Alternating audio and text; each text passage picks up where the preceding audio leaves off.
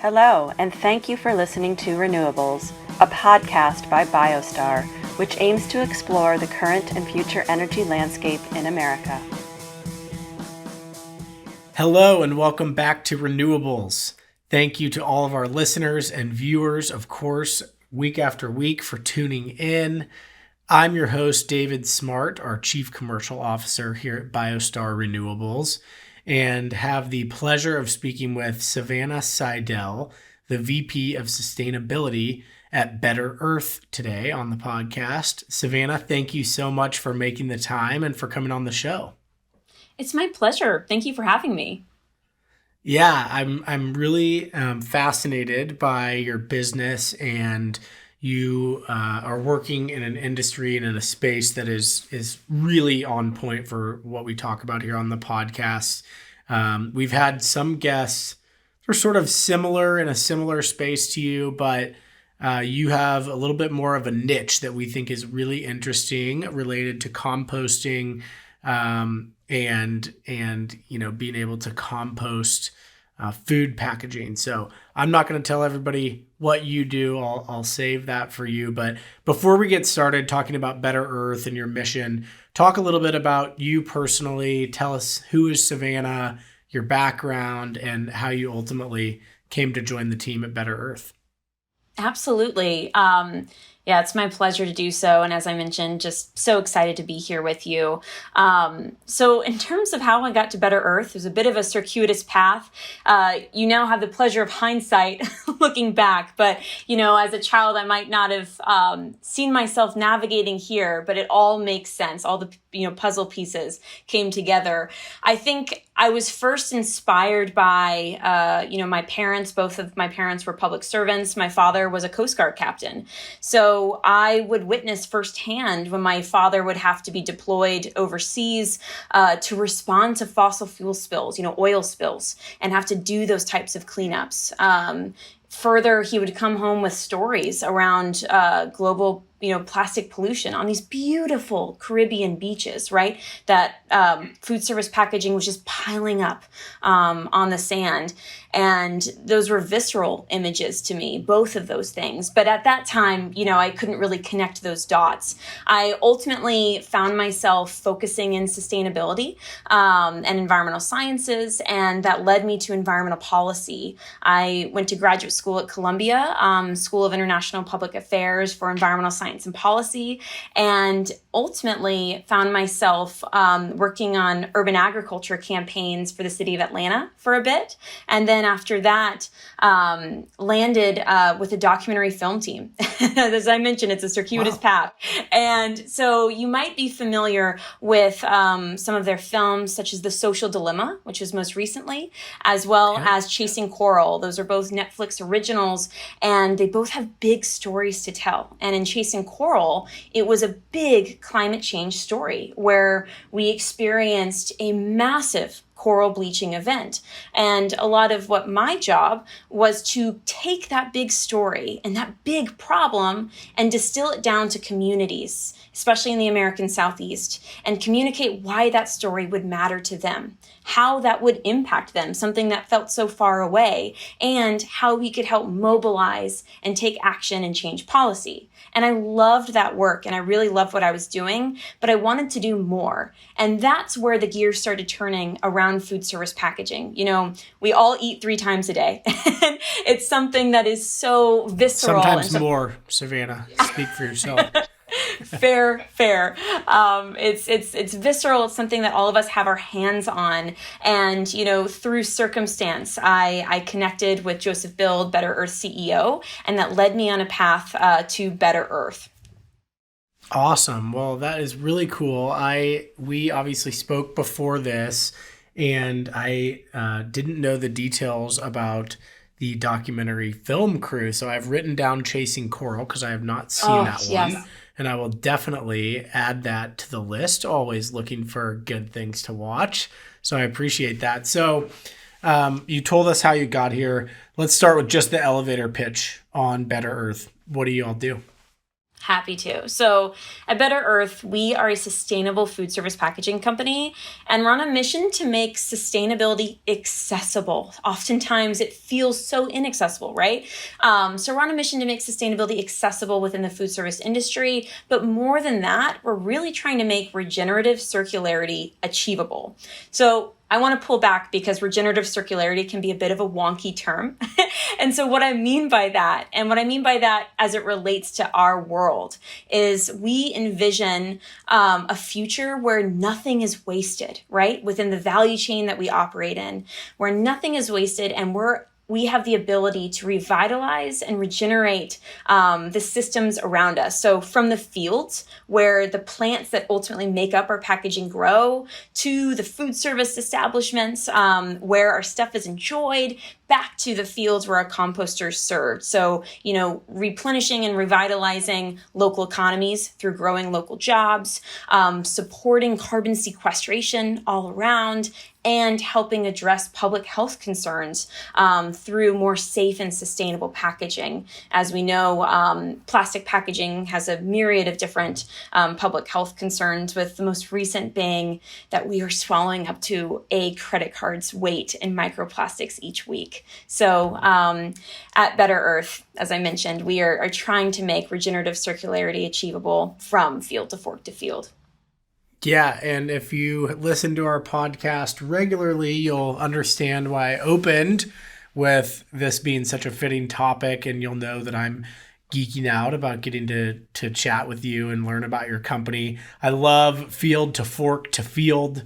That really stuck with me, and really appreciate you sort of, describing what regenerative circularity means to you and to the company. I think everybody has a little bit of a different take on what that means, but I don't think I could have said it any better. So you really are focused, though, in the food service industry, and talk about why that is really the focus and why it's so important.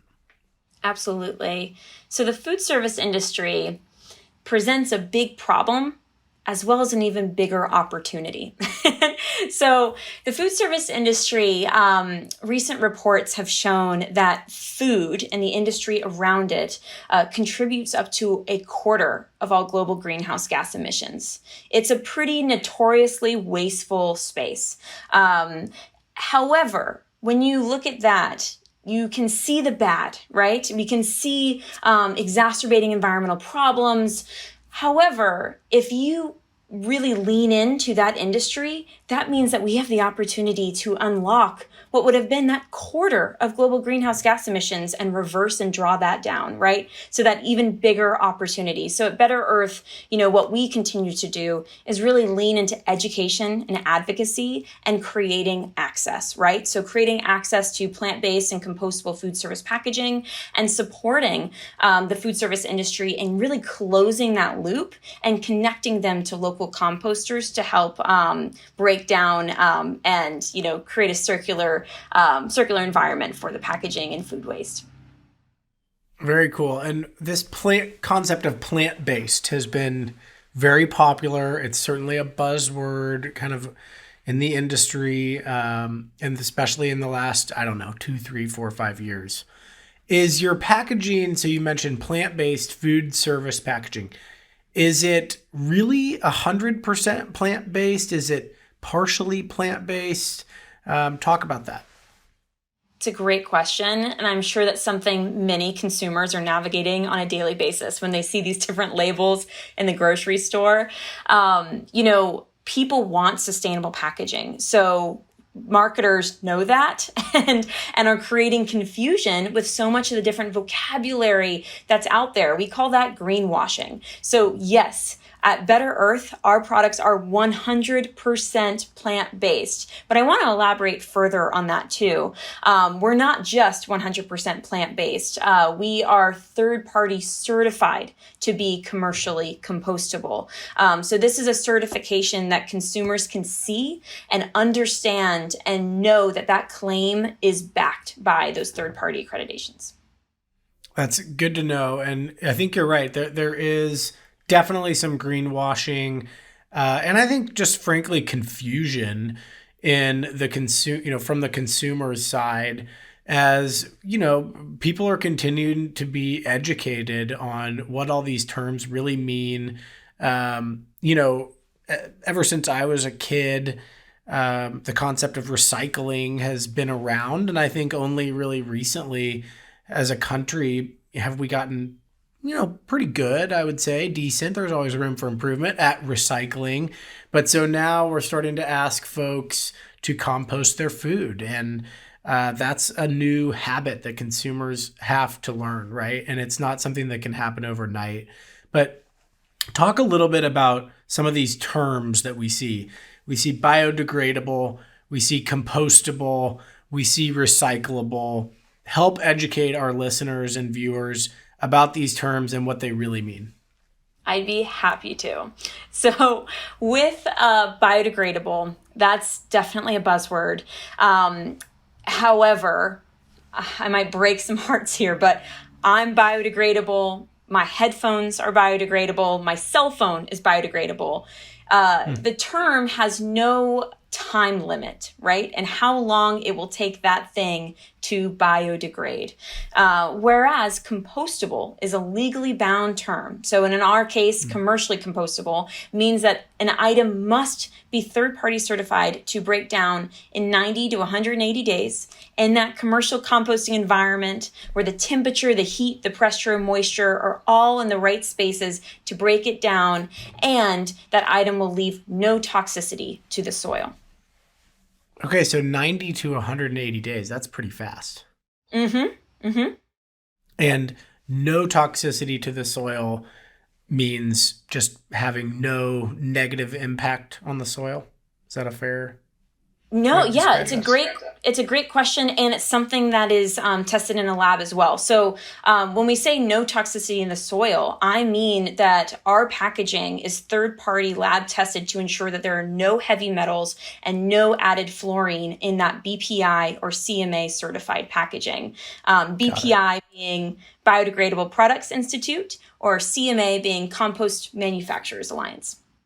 Got it. Okay, really interesting. And talk about why it's so important to focus on compostable product development, I guess, in the composting space versus recyclable. Because to me, I see a lot of, I guess, I get confused as to, if I have a compostable mailer that comes, something from Amazon comes in a compostable mailer, isn't it better actually to recycle that as opposed to compost it? And I think you're really a good person to kind of talk about that balance that a compost really requires, as opposed to, recyclable cardboards and things. Because my understanding is that cardboard is really quite recyclable, and perhaps a better use for, a mailer that some product from Amazon comes in might be to recycle that. So that was a really loaded question. I probably should have been more concise in asking that, but talk a little bit about the focus on compostable, I guess, versus recyclable, and why it's important to your business. Mm-hmm. No, it's an important question. And as we think about transitioning towards this regenerative circular economy, you're going to need all tools, right? So there's going to be areas where there are items that are designed for recyclability. And there are product streams where that type of technology is most important. If we pull back and think about the true definition of a circular economy, the Ellen MacArthur Foundation is really the leading source here. And when they look at the circular economy, their graph actually has two big concentric circles where they have the mechanical cycle and they have the biocycle. So the mechanical cycle is for all of those items that are best suited to serve. Think about plastics, aluminums, within that standard mechanical recycling stream that we're all very familiar with today. But what you are continuing to see a growth of is this biocycle. So I bring this up because both should be happening at the same time. We are going to need all hands on deck in order to create that future that we envision. So in some cases, that recycled product is best suited. I will say that it's still pretty tricky to recycle thin film plastic. So that is an area I believe that's still ripe for innovation.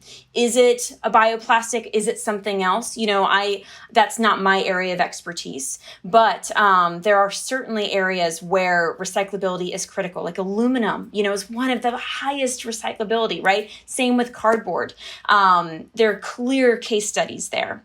And what I'm excited about is the continued growth of the biocycle and things flowing through that system as well. And an area where we really can and should be leaning into the biocycle is in the food space. So answering your question around what innovations are best suited where, the food industry and where we're cycling food waste through a system, that's where compostables really can help address and grow that system. So you will see that the Biodegradable Products Institute, which is the leading third-party certifier of compostable packaging in the United States, they only certify packaging that supports food. And that's because they believe that compostables are best served to support that system. And so to elaborate a little bit further, there's two big benefits that compostables can offer the composting system. The first is that compostable packaging really helps increase participation and access to the composting system. What I mean by that is, that peanut butter jar, right? And when you have that pesky food left in, that's a contaminant in the recycling stream. Whereas in the composting system, that is nutrient gold.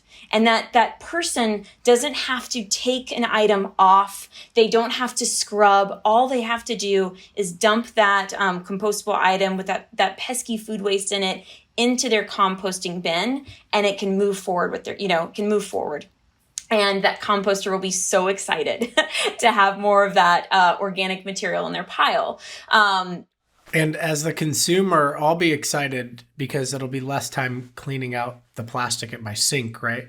Yes, less time, less water used, Yep.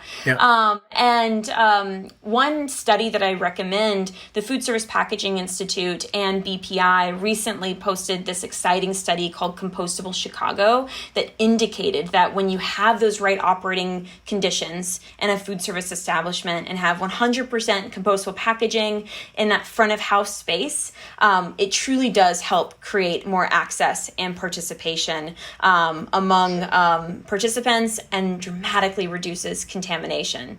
The second benefit that compostable packaging offers is that, for those that aren't as familiar with composting, it's a bit of I would say, a science experiment. There's chemistry involved in composting. You have to balance your greens and your browns, and that balance is really important for creating that finished product.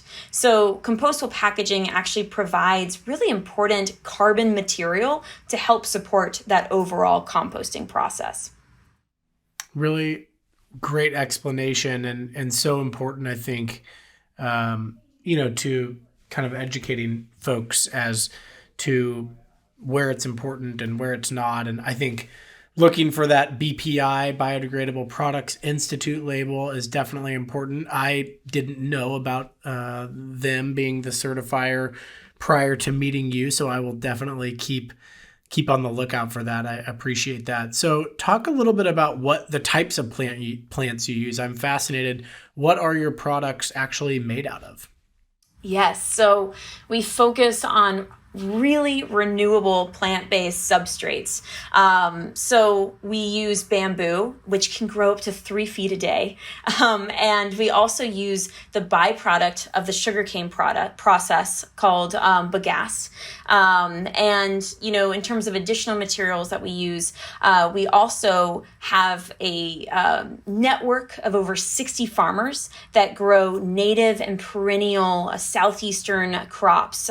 Think switchgrass grass, sorghum, and miscanthus to help comprise our farmers' fiber collection.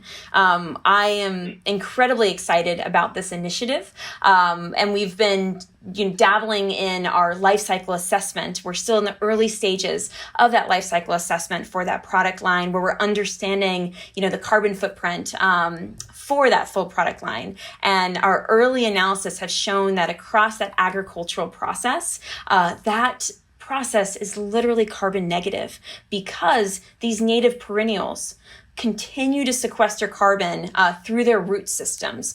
And a recent excavation showed that these root systems can grow over 12 feet deep under the ground. So really exciting stuff. That's so cool. So you're working with 60 or more farmers to help grow grasses that or native plants that go into your products. That's so cool. Does your company, I presume you actually are out working with the farmers, signing up new farmers. How big could that get? Yes. So it's an exciting project in partnership with our manufacturing partner over in Tennessee. And it's, a project that's still just in its beginnings. So we feel that, right now that's the current network across the Southeast, but we truly see this as an opportunity to grow and continue to create hyper-regionalized growing networks around the United States using perennial crops native to those regions. You create hyper-localized manufacturing facilities right near there and truly create a very climate-smart product. And can the farmers, produce carbon credits by participating in that program? Yes, this is something that we have looked into. So we're in the early stages of exploring the opportunity to further incentivize our farmer partners and through the ecosystem services that they are providing. So while it's a program that we have not launched yet, it's definitely something that we're looking into. Very cool. I'll be interested to hear how that progresses. Thank you for elaborating more on that. Yeah. Okay, so shifting gears a little bit, and this is where the, picky consumer in me has to ask some questions. Talk about quality. And I think there is, you think of the paper straws that kind of disintegrate in your coffee drink your iced coffee drink before you're done drinking it. And while, yes, I fully recognize that is better for the environment, it's not a better experience, right? Talk a little bit about, quality, and are you having to sacrifice quality as a consumer by using one of your products as opposed to, say, plastic? Yes, great question. You should not in 2023 have to sacrifice quality when you were choosing between an unsustainable virgin plastic or styrofoam versus a sustainable compostable product. I will say that now. And don't even get me started on styrofoam, because there's no worse experience, in my opinion, than eating food out of styrofoam, where you can literally see the styrofoam breaking apart and going into your mouth. So we can just set styrofoam aside. But I had to mention that. It always drives me crazy when people serve food in styrofoam. So sorry, I interrupted you. No, you're good. I appreciate your passion and echo it. So, with compostable packaging, it is still a nascent industry, right? Single-use plastics have been around for over 50 years and have continued to expand scale and efficiency. Compostable packaging is truly hitting its strides over this past decade, and you are continuing to see innovations come up. Going back to that mission that I was mentioning earlier, right, around making sustainability accessible, when you pull apart the term accessibility, right, there's some key variables there. And in order for something to be accessible for a customer, for a partner, you need to ensure that it hits the right price, that this is something that people can afford, and that this is something that people will use and enjoy. So these are key variables within our innovation process when we're thinking about our product line and how we can best service our customers. So in terms of quality, experience is a core value at Better Earth. And we think often about that, golden 30 minutes after food is plated on packaging. We literally run tests where we will go to the food service establishment, get the food in it, and then drive it back, and simulate the experience that all of us would have in our lunch run on a daily basis. And we explore heat and humidity and how those variables are interacting. And we actually have, internal studies that have proven in terms of moisture control and heat retention that compostable packaging really wins out over the unsustainable alternatives because of those natural properties that it has. So for that, incredible innovation, and you're going to continue to see further innovation and manufacturing capabilities too. So if you think about compostable packaging and where it started, you can really think back to the egg carton, the fluffy fiber mold for egg cartons. And then if you think about today and the type of technology that's at our disposal, you can see really strong durability. You can see products that are handling extremely high heat and can support both clear solutions as well as, many different performance metrics to best support that operator's needs. So the technologies abound and it's continuing to expand. So as we have this conversation, personally, I'm thinking about a Chipotle bowl. That to me is, and you mentioned the egg carton, which is obviously another great example. Where have I actually held or experienced one of your products? Who are some of your customers that you can share with our listeners and viewers? Yeah. So Better Earth, we are a international, food service packaging company. So you can see our products across the United States, Canada, the Caribbean, as well as the UK.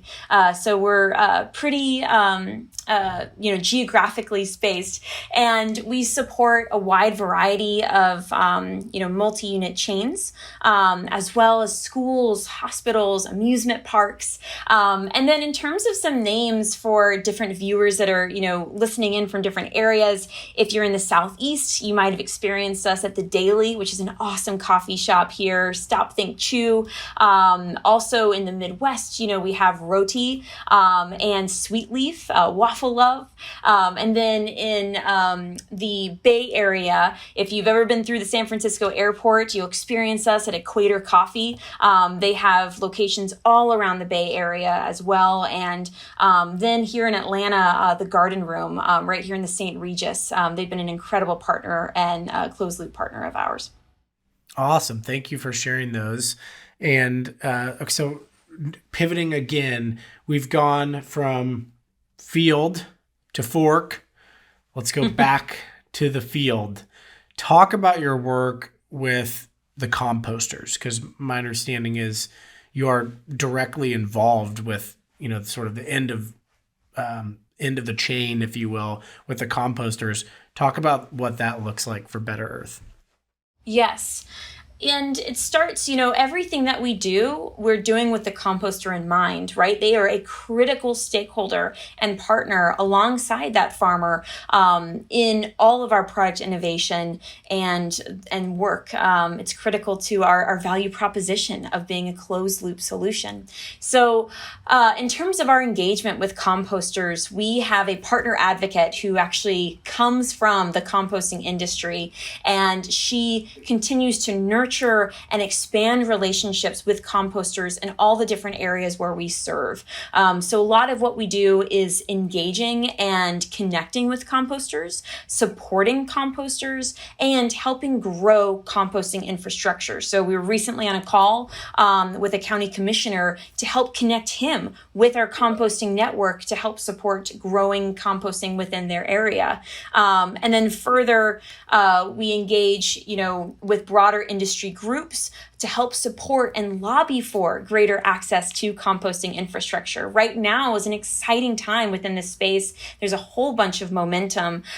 We have in Congress right now a bill that could offer over $2 billion towards grant funding in growing composting infrastructure. It's called the Compost Act. It had some momentum last year, but fell through. So we're really hoping for bipartisan support for pushing that forward. And there's also the Farm Bill that is on the table this year. And we believe there could be amazing opportunity for composting to be included in that as well. Very cool. That's interesting to know. You do a lot of research and development, and you mentioned everything you do is kind of with the composters in mind, but give us a little bit of insight as to how your products are developed. Absolutely.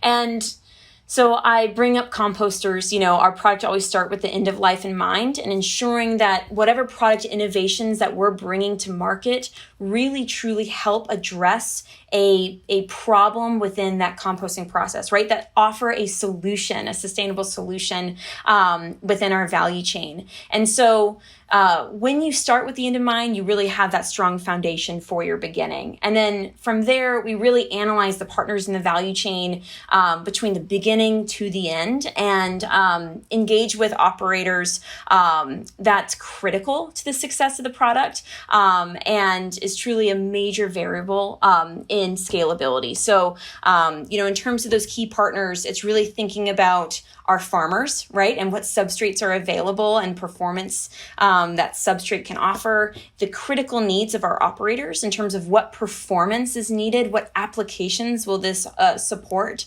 and then going back to the composter around how will this break down, how will this support further end of life and circularity. And then, once all of those pieces of the puzzle are brought together, it's also understanding our logistics and distribution community to really think about the most effective and low impact way of transporting and storing this product, because that alone can be a large contributor to greenhouse gas emissions as well. So we really try and think through the most efficient way of packing and transporting that product. Awesome. Well, I agree with you. I think this industry seems to really be hitting its stride. I think we're still really early days. I mean, just thinking about composting being that it's not in the Farm Bill, right? And one of our largest pieces of federal legislation that gets repassed every, I don't know, is it 4 or 6 years? And so thinking about that, it does really seem like we are kind of early days here and starting to really hit a stride. I really look forward to following along with Better Earth and some of the other folks that we've had on the podcast as well. If you're listening and you're interested in this episode, go check out KC Can Compost. They're a local company here in Kansas City who has set up some amazing infrastructure to bring more access to composting to our citizens here in Kansas City and around the metro area.